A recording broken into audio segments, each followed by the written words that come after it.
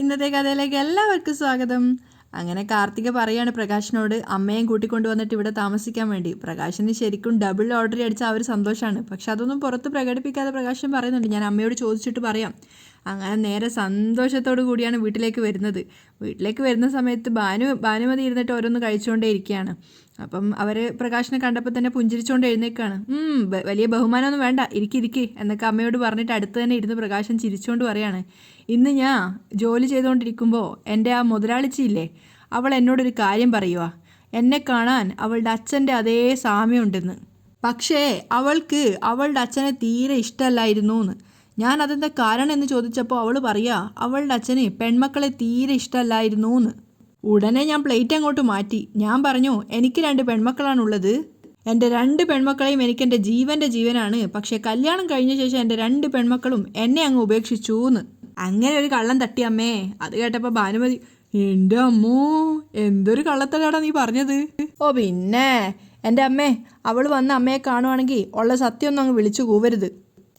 ഞാനങ്ങനെ പറയോടാ, എനിക്ക് പെൺകുട്ടികളെ ഭയങ്കര ഇഷ്ടമാണെന്നാണ് ഞാൻ പറഞ്ഞിരിക്കുന്നേ. എൻ്റെ അമ്മേ, നമ്മുടെ മനസ്സിലുള്ള സത്യങ്ങളൊക്കെ വിളിച്ചു പറഞ്ഞാൽ നമ്മളെ ജോലിയിൽ നിന്ന് പിരിച്ചു വിട്ടാലോ? ആകെ കൂടുള്ളൊരു ജോലിയല്ലേ.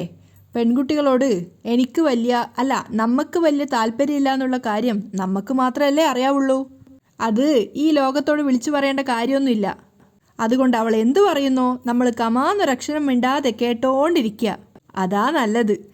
അപ്പം പ്രകാശനും പറയുന്നുണ്ട്, അത് മാത്രമല്ല എനിക്ക് വേറെ ചില പ്ലാനുകൾ ഉണ്ടെന്നും കൂട്ടിക്കോ. എന്തോന്നാടാ? എന്തുവാ അതെന്നോ? കിളവയ്ക്ക് ഭയങ്കര ബുദ്ധിയല്ലേ, പറ, അങ്ങോട്ട് പറ. അപ്പം ഭാനുമതിയും പുഞ്ചിരിച്ചോണ്ട് പറയാണ്, പറയട്ടെ, പറ. നിന്റെ രാജകുമാരൻ ജയിലിൽ നിന്ന് ഇറങ്ങുമ്പോൾ അവനെയും അവളെയും കൂടെ ഒരുമിപ്പിക്കാമെന്നല്ലേ നീ വിചാരിച്ചത്? അത് കേട്ടതും പ്രകാശനും പുഞ്ചിരിക്കുകയാണ്. അയ്യോ, തല മുഴുവൻ ബുദ്ധിയാണല്ലോ. ഭാനുമതി പൊട്ടിച്ചിരിക്കുകയാണ്. അമ്മേ, എൻ്റെ മനസ്സിലിരിപ്പ് അമ്മയ്ക്കറിയാമെന്ന് എനിക്കറിയാം, പ്രകാശൻ പറയുന്നുണ്ട്. അപ്പം ഭാനുമതി പറയാ, നീ എൻ്റെ മോനല്ലേ, നിന്റെ മനസ്സ് എനിക്കല്ലാതെ വേറെ ആർക്കാ ഇത്ര കൃത്യമായിട്ട് അറിയാവുന്നത്? പക്ഷേ ഒരു കുഴപ്പം എന്താണെന്ന് വെച്ചാൽ അവളെ കാണുമ്പോൾ തന്നെ വിക്രത്തെക്കാളും കുറച്ചൊരു പ്രായം കൂടുതലാണോ എന്നെനിക്കൊരു തോന്നലല്ല, കൂടുതൽ തന്നെയാ. ഉറപ്പാ, അവനേക്കാളും ഏജ് കൂടുതലാ. അപ്പം ഭാനുമതി പറയുന്നുണ്ട്, അതൊക്കെ എന്തിനാടാ നോക്കുന്നത്? അവരെ തമ്മിൽ ഒരുമിപ്പിക്കാൻ പറ്റുമെങ്കിൽ അത് തന്നെ ഒരു ഭാഗ്യമല്ലേ. നിന്റെ മോന് പോരായ്മയോട് പോരായ്മയേ ഉള്ളൂ. അവൻ 2 കെട്ടിയോനാ, പിന്നെ ജയിൽ പുള്ളിയോ, കള്ളനാ, പെരുങ്കള്ളൻ. അത് കേട്ടത് പ്രകാശൻ്റെ മുഖമൊക്കെ മാറുകയാണ്. ഒന്നും മിണ്ടാതിരിക്കമ്മേ. ഓ, നമ്മൾ 2 പേരും മാത്രം ഉള്ളപ്പോൾ സത്യം പറഞ്ഞാൽ എന്താ? അമ്മ ചോദിക്കുന്നുണ്ട്. പെട്ടെന്ന് തന്നെ പ്രകാശൻ പറയാണ്, എൻ്റെ അമ്മേ, ഒരു തരത്തിൽ ഞാൻ കാര്യങ്ങളൊക്കെ പറഞ്ഞ് ഒപ്പിച്ചു വെച്ചിട്ടുണ്ട്. കാര്യങ്ങളൊക്കെ സുഗമമായി നടക്കുവാണെങ്കിൽ ചിലപ്പോൾ നമുക്കൊരു ലോട്ടറി അടിച്ചെന്നിരിക്കും. പിന്നെ പ്രധാനമായും നമ്മൾ ശ്രദ്ധിക്കേണ്ട കാര്യം എന്താണെന്ന് വെച്ചാൽ, ഇവക്ക് ഈ കല്യാണിയെയും അവളുടെ ബന്ധുക്കളെയൊക്കെ പരിചയമുണ്ടെങ്കിൽ പിന്നെ നമ്മൾ പെട്ടുപോകും. അതുകൊണ്ട് കാർത്തികയെയും കല്യാണിയെയും സോണിയെയും തമ്മിൽ കാണാതിരിക്കാനുള്ള മാർഗമാണ് നമ്മൾ നോക്കേണ്ടത്. അത് ശരിയാന്ന് അമ്മക്കും തോന്നുന്നുണ്ട്. അപ്പം പ്രകാശം പൊട്ടിച്ചിരിച്ചുകൊണ്ട് പറയാണ്, പിന്നൊരു കാര്യമുണ്ട്, വിക്രത്തെ അവൾ പുറത്തിറക്കും, ഇറക്കിപ്പിക്കും ഞാൻ. അതിനുള്ള പൈസയൊക്കെ അവളുടെ കയ്യിലുണ്ട്. വിക്രം പുറത്തിറങ്ങിക്കഴിഞ്ഞാൽ പിന്നെ ബിസിനസ്സുകളൊക്കെ നോക്കി നടത്തേണ്ടി വരുന്നത് ഞാനും വിക്രവും കൂടി ആയിരിക്കും. കാരണം പല സമയത്തും അവൾക്ക് പുറത്തൊക്കെ പോവേണ്ടി വരുമല്ലോ. അപ്പോൾ പിന്നെ ഇവിടുത്തെ ബിസിനസ് ആരെങ്കിലുമൊക്കെ നോക്കണമല്ലോ. അത് ഞാനും എൻ്റെ മോനും കൂടിയാണ് നോക്കുക. അങ്ങനെ വെച്ചടി പ്രകാശന് അല്ല, നമ്മളെല്ലാവരും കൂടി വെച്ചടി മുന്നോട്ടേക്ക് കയറും അമ്മേ. എല്ലാവരുടെ മുന്നിൽ നമ്മൾ തല ഉയർത്തിപ്പിടിച്ച് നിൽക്കും. അതൊക്കെ കേട്ടപ്പോൾ ഭാനുമതിയും പുഞ്ചിരിക്കുന്നുണ്ട്. അവസാനം അവർ പറയാ, ഒരുപാട് സ്വപ്നമൊന്നും കാണേണ്ട, അതുകൊണ്ടാ നമുക്ക് ഒരുപാട് തിരിച്ചടികൾ നേരിടേണ്ടി വരുന്നത്. അപ്പോൾ പ്രകാശനും ശരിയാണെന്ന് തോന്നുന്നുണ്ട്. അതിനുശേഷം അയാൾ പറയാണ്, എന്തായാലും എൻ്റെ ഒരുപാട് നാളത്തെ പ്രാർത്ഥന കേട്ടുകൊണ്ട് ദൈവം കൊണ്ട് തന്നതാ അമ്മേ ഈ കാർത്തൂനെ. കാർത്തുവോ? എൻ്റെ അമ്മേ, കാർത്തിക എന്നാണ് പേര്. പക്ഷേ എന്നെ അച്ഛനെന്നൊക്കെയല്ലേ അവൾ പറയുന്നത്. അപ്പോൾ പിന്നെ കാർത്തിക എന്ന് മുഴുവൻ പേര് വിളിക്കാതെ അച്ഛൻ വാത്സല്യത്തോടെ മകളെ കാർത്തു എന്ന് വിളിക്കുന്നതല്ലേ നല്ലത്, അല്ലേ? അപ്പോൾ കുറച്ച് അടുപ്പം തോന്നില്ലേ? അതൊക്കെ കേട്ടപ്പോൾ ഭാനുമതിക്ക് ചെറുതായിട്ടൊരു പേടി തോന്നുകയാണ്. അവർ പറയുന്നുണ്ട്, അവളിനി കാലുമടക്കി അടിക്കുന്നത് എപ്പോഴാണെന്ന് അറിയില്ല. അത് കേട്ടപ്പം പ്രകാശിന് ദേഷ്യം വരികയാണ്. എന്തെങ്കിലും ഒരു നല്ല കാര്യം പറയുമ്പോൾ ഉടനെ നാക്ക് വളച്ചിട്ട് എന്തെങ്കിലും വേണ്ടാത്തൊരു കാര്യം പറഞ്ഞോണം. എൻ്റെ അമ്മേ, എല്ലാ മനുഷ്യർക്കും സമയദോഷമുണ്ട്. ആ സമയത്ത് നമ്മൾ ചിലപ്പോൾ പാതാളത്തോളം താഴും. അത് കഴിയുമ്പോഴേ സ്വർഗതുല്യമായ ജീവിതം കിട്ടും. എൻ്റെ ഭഗവതി അങ്ങനെ ഒരു ജീവിതം എനിക്ക് കൊണ്ടുത്തരും. അമ്മ തന്നെയല്ലേ ജോത്സ്യനെ കണ്ടുകൊണ്ടുവന്ന് പറഞ്ഞതെന്താ? അവൻ രാജാവിനെ പോലെ വളരുമെന്ന്, രാജാവിനെ പോലെ വാഴുമെന്ന്. എന്നിട്ട് അങ്ങനെയൊക്കെയാണോ സംഭവിച്ചത്?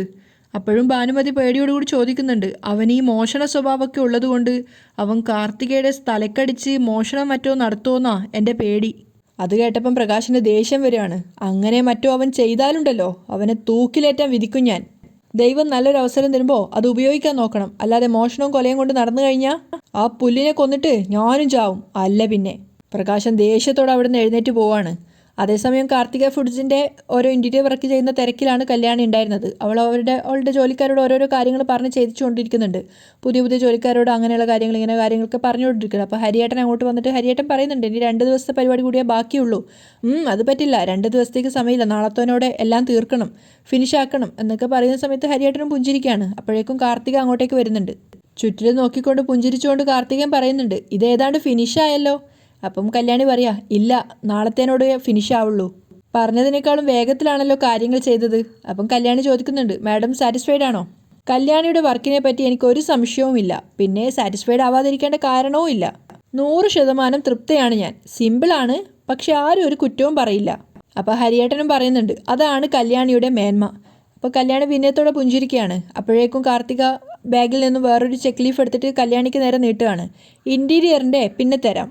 ഇത് ഒരു കൺസ്ട്രക്ഷൻ്റെ കാര്യം ഞാൻ നേരത്തെ പറഞ്ഞായിരുന്നല്ലോ, അതിൻ്റെ വർക്ക് കിരൺ തന്നെ ചെയ്യണം, അതിൻ്റെ അഡ്വാൻസാ. അപ്പം ഹരിയേട്ടനെ നോക്കിക്കൊണ്ട് കല്യാണി ആ ചെക്ക് വാങ്ങിക്കുകയാണ്. അത് നോക്കിയ സമയത്ത് അതും വലിയൊരു തുക തന്നെയാണ്. അപ്പം കല്യാണി ചോദിക്കുന്നുണ്ട്, ഇതിലും വലിയൊരു തുകയുണ്ടല്ലോ മാഡം. അപ്പം കാർത്തിക് പുഞ്ചിരിച്ചുകൊണ്ട് പറയാണ്, സാരമില്ല, നിങ്ങൾക്ക് മുൻകൂറായിട്ട് പണം തന്നാലും നിങ്ങൾ വർക്കിൽ അലംഭാവം കാണിക്കില്ലെന്ന് എനിക്ക് 100% വിശ്വാസമുണ്ട്. അത്തരക്കാർക്ക് പണം കൊടുക്കുന്നത് കൊണ്ട് എന്താ കുഴപ്പം? കൺസ്ട്രക്ഷൻ വർക്കിന് മുൻപന്തിയിൽ നിൽക്കുന്നത് കിരണും ഹരിസാറും കൂടെയല്ലേ. അപ്പോൾ കിരണിനോട് പറ, ഒരാഴ്ചക്കുള്ളിൽ അതിനുള്ള ഏർപ്പാടുകൾ ചെയ്യണമെന്ന്. അപ്പോഴേക്കും ഹരിയേട്ടനും പറയുന്നുണ്ട്, പ്ലാനും മറ്റു കാര്യങ്ങളൊക്കെ ഒരാഴ്ച കൊണ്ട് തന്നെ തരാം. പക്ഷേ റിക്വയർമെൻറ്റ്സ് എന്തൊക്കെയാണെന്ന് മാഡം പറഞ്ഞാൽ മതി. എങ്കിൽ പിന്നെ സാർ എൻ്റെ കൂടെ ഒന്ന് ക്യാബിനിലേക്ക് വാ. കാർത്തിക ഹരിസാറിനെ കൂട്ടിക്കൊണ്ട് പോവുകയാണ്. പെട്ടെന്ന് ഓർത്തതുപോലെ കാർത്തിക് വീണ്ടും തിരിഞ്ഞുകൊണ്ട് കല്യാണിയോട് പറയാണ്, പിന്നെ ഞാനിതിൻ്റെ ഇനോഗ്രേഷനെ കുറിച്ച് പറഞ്ഞില്ലല്ലോ. നാളത്തേനോടെ പണി തീരുന്ന സ്ഥിതിക്ക് തൊട്ടടുത്ത നാളെ തന്നെയാണ് ഇതിൻ്റെ ഇനോഗ്രേഷൻ. അന്ന് ഉറപ്പായിട്ടും കല്യാണി കിരണിനെയും കൂട്ടി വരണം. പിന്നെ കാദംബരി കല്യാണിയുടെ ചേച്ചിയല്ലേ, അവരെയും കൂട്ടിക്കോ. ശരി മാഡം, ഉറപ്പായിട്ടും, കല്യാണിയും പറയുന്നുണ്ട്. അതേസമയം ആ ചെക്ക് ലീഫ് കൊണ്ടുപോയിട്ട് കിരണിന് കൊടുക്കുന്ന സമയത്ത് അവൻ അതിശയാവുകയാണ്. കാരണം 50 ലക്ഷത്തോളം രൂപയുടെ ചെക്ക് ലീഫാണത്. അപ്പോൾ അവൻ അതിശയത്തോടെ കല്യാണിയോട് പറയുന്നുണ്ട്, നമ്മളിങ്ങനെയൊന്നും ചെക്ക് ലീഫ് വാങ്ങാറില്ലല്ലോ കല്യാണി, പിന്നെ എന്തിനാ ഇത്രയും വലിയൊരു തുക വാങ്ങിയത്? അപ്പം കല്യാണി പുഞ്ചിരിച്ചുകൊണ്ട് പറയുന്നുണ്ട്, എനിക്കൊന്നും അറിയില്ല, നിർബന്ധിച്ച് തന്നതാ. അപ്പം കിരൺ പറയുന്നുണ്ട്, ഇതിപ്പോൾ ഏതാണ്ട് 45%ഓളം മുൻപായി തന്നിരിക്കുക. ഇതിൻ്റെ ഒന്നും ആവശ്യമില്ലായിരുന്നു, നമ്മൾ സാധാരണ 5%ഓ 10%ഓ ഒക്കെ അല്ലേ വാങ്ങിക്കാറുള്ളൂ. അപ്പം കല്യാണി സന്തോഷത്തോടെ പറയുന്നുണ്ട്, എൻ്റെ ഇൻറ്റീരിയർ വർക്ക് ഭയങ്കരമായിട്ട് ഇഷ്ടപ്പെട്ടു. ഇനോഗ്രേഷന് ചെല്ലണമെന്നാ പറഞ്ഞിരിക്കുന്നത്. നേരം പുലരുന്നതിന് മുമ്പാ ഇനോഗ്രേഷൻ. അതെന്താ അങ്ങനെ ഒരു സമയം? കിരൺ ചോദിക്കുന്നുണ്ട്. അപ്പം കല്യാണി പറയുന്നുണ്ട്, ബ്രഹ്മമുഹൂർത്തം ഏറ്റവും നല്ല സമയമാണ്. പുലർച്ചെ 3 മണി മുതൽ 5 മണി വരെയാണ് ബ്രഹ്മമുഹൂർത്തം. എൻ്റെ കുട്ടിക്കാലം മുതലേ ഞാൻ 4 മണിക്ക് എഴുന്നേക്കുമായിരുന്നു. അതിൻ്റെ ഗുണം എനിക്ക് ഒരുപാട് ചെയ്തിട്ടുണ്ട്. ഞാനും അങ്ങനെ തന്നെയാണ്. എക്സസൈസ് ചെയ്യാൻ വേണ്ടി കാലത്ത് 5 മണിക്ക് ഞാനും എഴുന്നേൽക്കാറുണ്ട്. എന്തായാലും ഇതുപോലുള്ള നല്ല നല്ല കസ്റ്റമേഴ്സിനെ കിട്ടുന്നതാണ് നമ്മുടെ കമ്പനിയുടെ വിജയം. അപ്പം കല്യാണി ഒരു ചെറിയ അതിശയത്തോടെ പറയുന്നുണ്ട്, എന്തുകൊണ്ട് അവർ ഇത്രയും സ്നേഹം കാണിക്കുന്നതെന്ന് അറിയില്ല. അത് നിന്റെ കഴിവ് കൊണ്ട് തന്നെയാ. നീ ചെയ്ത വർക്ക് അവർക്ക് നന്നായിട്ട് ഇഷ്ടപ്പെട്ടിട്ടുണ്ടാവും. കിരണെ പ്രോത്സാഹിപ്പിക്കുകയാണ്. അപ്പം കല്യാണി ചെറിയൊരു സംശയത്തോടെ പറയാണ്, അതിനപ്പുറം ഒരു അടുപ്പം അവരെന്നോട് കാണിക്കുന്നുണ്ട്. അതുമാത്രമല്ല, അവരുടെ അടുത്തേക്ക് പോകുമ്പോൾ എനിക്ക് വേറെന്തോ ഒരു അടുപ്പം ഫീൽ ചെയ്യാറുണ്ട്. ഒരുപാട് വർഷത്തെ ബന്ധമുള്ളതുപോലെ എനിക്ക് തോന്നാറുണ്ട്. അപ്പോൾ കിരണും പറയാണ്, അതെനിക്കും അങ്ങനെ തന്നെയാ. ചിലരുടെ കാര്യം അങ്ങനെയാ. ഇന്ന് കാണുകയാണെങ്കിലും നമുക്ക് എത്രയോ വർഷങ്ങളായിട്ട് അവരെ പരിചയമുണ്ടെന്ന് തോന്നും. അപ്പം കല്യാണി പറയുന്നുണ്ട്, എനിക്കങ്ങനെ ആരെങ്കിലുമായിട്ടൊരു അടുപ്പം തോന്നിയാ അവർ പിന്നെ നമ്മളെ വിട്ട് പോവില്ല. അവർക്കിപ്പോൾ നമ്മളൊക്കെ ഇവിടെ ഉള്ളത് കൊണ്ട് ഇവിടെ താമസിക്കാൻ നല്ലൊരു ആഗ്രഹമുണ്ട്. അങ്ങനെയാണെങ്കിൽ നമ്മൾ അവരുടെ മനസ്സറിഞ്ഞ് വേണം ഇവിടെ നല്ലൊരു വീട് വെച്ച് നൽകാൻ. അത് പിന്നെ നമ്മളും അങ്ങനെയല്ലേ ചെയ്യുള്ളൂ കല്യാണി. ഇനി അവരുടെ എല്ലാ സന്തോഷത്തിലും ദുഃഖത്തിലും നമ്മൾ കൂടെ കാണും. കിരണും പുഞ്ചിരിച്ചുകൊണ്ട് പറയാണ്. ശേഷം അവൻ വീണ്ടും ചെക്ക് ലീഫ് എടുത്ത് നോക്കിക്കൊണ്ട് അവളോട് പറയുന്നുണ്ട്, ഇനി ഏതായാലും അടുത്തൊന്നും വലിയൊരു തുക തരണ്ട എന്ന് പറയണം. എന്തായാലും പ്ലാൻ ചെയ്യുന്നത് ഒരു 3000-3500 സ്ക്വയർ ഫീറ്റിൻ്റെ വീടാ. പിന്നെ അതിൻ്റെ ഇൻറ്റീരിയറും ഒക്കെ കൂടെ കഴിയുമ്പോൾ എങ്ങനെ പോയാലും ഒരു 2 കോടിക്ക് അടുത്ത് വരുന്നുള്ള കാര്യം ഉറപ്പാ. എന്തായാലും പരമാവധി നമുക്കവർക്ക് ലാഭം കുറച്ച് ചെയ്തു കൊടുക്കാം. അപ്പോൾ കല്യാണി പുഞ്ചിരിക്കുന്നുണ്ട്. അതല്ല, കുറച്ച് ദിവസം മുമ്പ് നിന്റെ അച്ഛൻ വന്ന് കുറേ വാചകടിച്ചിട്ട് പോയതാണല്ലോ. പിന്നെ അയാളെ കാണുകയോ മറ്റോ ചെയ്തായിരുന്നോ? ഇല്ല, അയലത്തിപ്പോൾ അമ്മൂമ്മ വരുന്നതുമില്ല. അയാൾക്ക് എന്തോ നല്ല കാലം വന്നിട്ടുണ്ട്, അല്ലെങ്കിൽ ആരെയോ കുപ്പിയിലാക്കിയിട്ടുണ്ട്, അത് ഉറപ്പാ. കല്യാണിക്കും അങ്ങനൊരു സംശയം തോന്നായികയില്ല. അതേസമയം പ്രകാശനും അമ്മയും കൂടെ ബാഗൊക്കെ പാക്ക് ചെയ്യാണ്. അപ്പം സന്തോഷത്തോടു കൂടി അവർ ചോദിക്കുന്നുണ്ട്, അവിടെ എ സി ഒക്കെ ഉണ്ടാവുമോടെ പ്രകാശ? ഓ, എ സി ഇല്ലാതെ ഉറങ്ങത്തില്ല. അതല്ല, നമ്മൾ ആദ്യം സോണിയുടെ വീട്ടിൽ താമസിച്ചപ്പോൾ അവിടെ എ സി ഒക്കെ ഉണ്ടായിരുന്നല്ലോ. അത് കഴിഞ്ഞ് ആ ശരണ്യ എന്ന് പറഞ്ഞവളുടെ വീട്ടിൽ പോയ സമയത്ത് ആ ചൂട് മൊത്തം നമ്മൾ കൊണ്ടില്ലേ. ഇതിപ്പോൾ വലിയ വീടാവുമ്പോൾ എ സി ഒക്കെ ഉണ്ടെങ്കിൽ സുഖമായിട്ട് കിടന്ന് ഉറങ്ങാലോ. അപ്പം പ്രകാശം പറയുന്നുണ്ട്, എ സി ഒന്നും ഇല്ലെങ്കിലും ഒരു ശല്യവും ഇല്ലാതെ മനസ്സമാധാനത്തോടെ ജീവിക്കണം അമ്മേ. എല്ലാം ശരിയായിക്കൊണ്ടിരിക്കുക അമ്മേ. അല്ലെങ്കിൽ നമ്മൾ പോലും അറിയാതെ ഇങ്ങനെ ഒരു കൊച്ചു നമ്മളെ തേടി വരുമോ? നോക്കമ്മേ, എന്നെ ഇപ്പോൾ അച്ഛനായിട്ടാ ആ കുട്ടി കാണുന്നത്.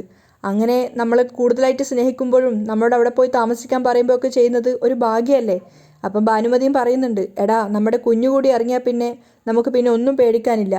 പുറത്തിറങ്ങും അമ്മേ, പുറത്തിറക്കും നമ്മൾ. ഇടയ്ക്ക് എനിക്ക് അവനോട് ചില വെറുപ്പൊക്കെ ഉണ്ടായിരുന്നു. വെറുപ്പല്ല, അമർഷം.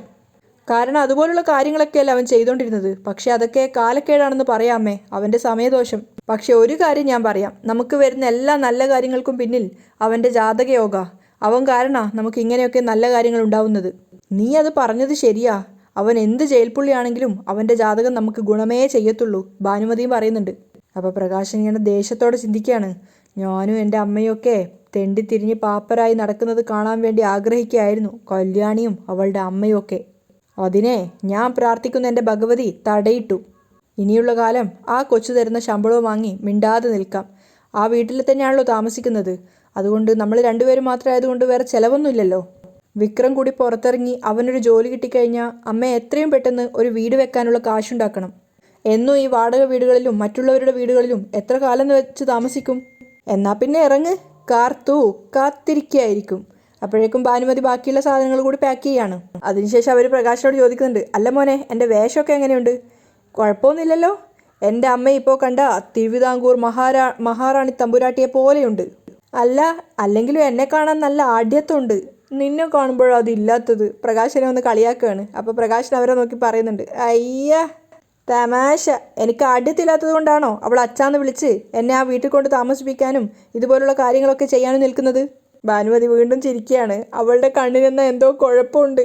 അയ്യാടാ, വീണ്ടും തമാശ. വാ എടുക്ക്, പോവാം എന്ന് പറഞ്ഞുകൊണ്ട് പ്രകാശൻ അമ്മയുടെ കവറും കൂടി എടുത്തിട്ട് അവരെയും കൂട്ടി അവിടെ നിന്ന് ഇറങ്ങുകയാണ്. നേരെ ഓട്ടോ വിളിച്ചിട്ട് കാർത്തികയുടെ വീട്ടിലേക്കാണ് പോകുന്നത്. ഓട്ടോന്ന് അവർ ഇറങ്ങുന്ന കണ്ടപ്പോൾ തന്നെ കാർത്തിക മനസ്സിൽ വിചാരിക്കുന്നുണ്ട്, ഇവരാണ് മകനെ മൃഗമാക്കി മാറ്റിയ അവരുടെ അമ്മ. പക്ഷെ അവർ രണ്ടുപേരും അകത്തേക്ക് വന്നപ്പോഴേക്കും അവൾ പുഞ്ചിരിച്ചുകൊണ്ട് രണ്ടുപേരെയും സ്വീകരിക്കുകയാണ്. അകത്ത് കയറി വന്നതും പ്രകാശൻ പരിചയപ്പെടുത്തി കൊടുക്കുന്നുണ്ട്, മനസ്സിലായില്ലേ, ഇതാണ് എൻ്റെ അമ്മ, എൻ്റെ എല്ലാമായ എൻ്റെ അമ്മ. എനിക്ക് കൂടെ നിൽക്കേണ്ട എൻ്റെ ഭാര്യയും എൻ്റെ 2 പെൺമക്കളും എന്നെ ഉപേക്ഷിച്ചു പോയപ്പോൾ എനിക്ക് താങ്ങും തണലുമായിട്ട് നിന്നത് ഈ അമ്മയാ. ഒന്നും തിരിച്ചു പറയാതെ കാർത്തിക പുഞ്ചിരിച്ചുകൊണ്ട് കേട്ട് നിൽക്കുകയാണ്. അപ്പോൾ പ്രകാശൻ പറയുന്നുണ്ട്, അമ്മയ്ക്ക് വേറെ വീടുകളിലൊക്കെ പോയി നിൽക്കാൻ ഇത്തിരി ബുദ്ധിമുട്ടുണ്ട്. പക്ഷേ ഞാൻ നിർബന്ധിച്ചത് കൊണ്ടാണ് ഇങ്ങോട്ട് വന്നത്. അമ്മേ, ഇതാണ് കാർത്തിക. അപ്പോഴേക്കും കാർത്തിക പുഞ്ചിരിച്ചുകൊണ്ട് അവരുടെ കാല് തൊട്ട് അനുഗ്രഹമൊക്കെ വാങ്ങിക്കുകയാണ്. അപ്പം ഭാനുമതി പറയുന്നുണ്ട്, മോളെപ്പറ്റി ഇവൻ പറഞ്ഞായിരുന്നു, എല്ലാവരും ഇവനെ തള്ളിക്കളഞ്ഞിട്ടും മോളെങ്കിലും ഉണ്ടായല്ലോ ഇവനെ സ്നേഹിക്കാൻ. എൻ്റെ പൊന്നുമോളെ, ഇവന് പെൺമക്കളെന്ന് പറഞ്ഞാൽ ജീവനാ. ചോര നീരാക്കിയാ അവളുമാരെ പഠിപ്പിച്ചതും വളർത്തിയതും ഒക്കെ. എല്ലാവരെയും അവസാനം നല്ല രീതിയിൽ കെട്ടിച്ചയച്ച ശേഷം അവളുമാർ കൊഞ്ഞനവും കുത്തിയിട്ട് പോയി. അപ്പോഴേക്കും പ്രകാശം പുഞ്ചിരിച്ചുകൊണ്ട് പറയുന്നുണ്ട്, അതൊക്കെ എന്തിനാ അമ്മ ഇവിടെ പറയുന്നത്? എനിക്ക് അതിനേക്കാളൊക്കെ പകരം ഇതുപോലൊരു നല്ല മോളെ കിട്ടിയില്ലേ? അതെ, ആരും ആശ്രയമില്ലാത്ത സമയത്ത് ഇതുപോലൊരു സ്വഭാവ ഗുണമുള്ളൊരു മോളെ കിട്ടിയത് ഞങ്ങളുടെ ഭാഗ്യമാ മോളെ. കാർത്തിക അവരുടെ അഭിനയമൊക്കെ നന്നായിട്ട് ആസ്വദിച്ച് നിൽക്കുകയാണ് പുഞ്ചിരിച്ചുകൊണ്ട്. അപ്പം കാർത്തിക പറയുന്നുണ്ട്, അതുകൊണ്ടാ അച്ഛൻ്റെ കഥകളൊക്കെ കേട്ടപ്പോൾ അമ്മുമ്മയെ ഇങ്ങോട്ടേക്ക് കൂട്ടിക്കൊണ്ടുവരാൻ ഞാൻ പറഞ്ഞത്. അച്ഛനെ അമ്മുമ്മയെ ഇത്രയേറെ വേദനിപ്പിച്ച ആ പെൺമക്കളെ എനിക്കൊന്ന് കാണണമെന്നുണ്ടായിരുന്നു. അപ്പം പ്രകാശം പറയാ, മോൾ അവളുമാരെ കാണാത്തതാ നല്ലത്. എന്താന്ന് വെച്ചാൽ മോളും ഞങ്ങളും തമ്മിലുള്ള അടുപ്പം വരെ അവളുമാരെ ഓരോ കള്ളങ്ങൾ പറഞ്ഞ് തെറ്റിക്കും. അത്രയ്ക്കും ദുഷ്ടക്കൂട്ടങ്ങളാ. എങ്കിലും ഒന്ന് കണ്ടിരിക്കുന്നത് നല്ലതല്ലേ അച്ഛാ? പെട്ടെന്ന് വേണമെന്നില്ല, എപ്പോഴെങ്കിലും കണ്ടാൽ മതി.